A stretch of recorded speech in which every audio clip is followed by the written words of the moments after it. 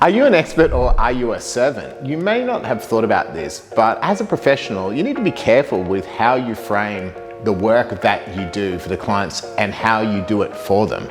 I'll explain in this way. We all know that we go to a cardiologist if we've got a problem with our heart. Would you ever describe a cardiologist as a service business?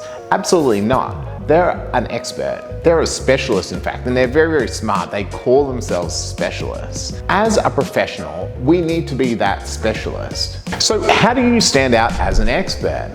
Well, you get really good at something. You focus on the competencies that you can deliver on consistently, and you become the best person in your space for that thing. It's important for your marketing and branding as well, because the message that you're giving the market needs to be that you're the person to go to for that specific thing. And this is why specialization is so powerful, because it distinguishes you from other generalists who are tending to provide services rather than expertise. So what's the payoff?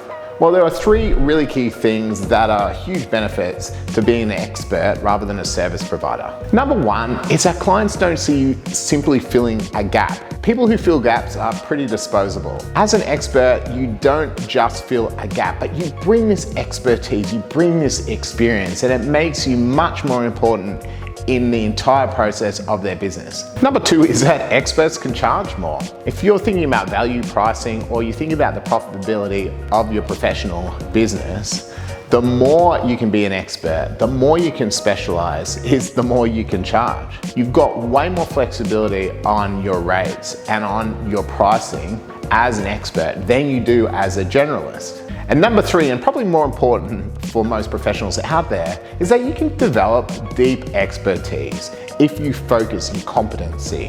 What do I mean by that? Well, I mean you just get better and better at what you do. At the core of expertise is competence. And as a professional, that's what we all aspire for. Increased competence, continuous learning, and getting better at what we do. The more we specialize, the more we focus on what we're really great at, the more we can go on that journey of constant improvement. I know there are lots of other good reasons to want to stand out as an expert, but those are three that really resonate with me. So what do you do about it?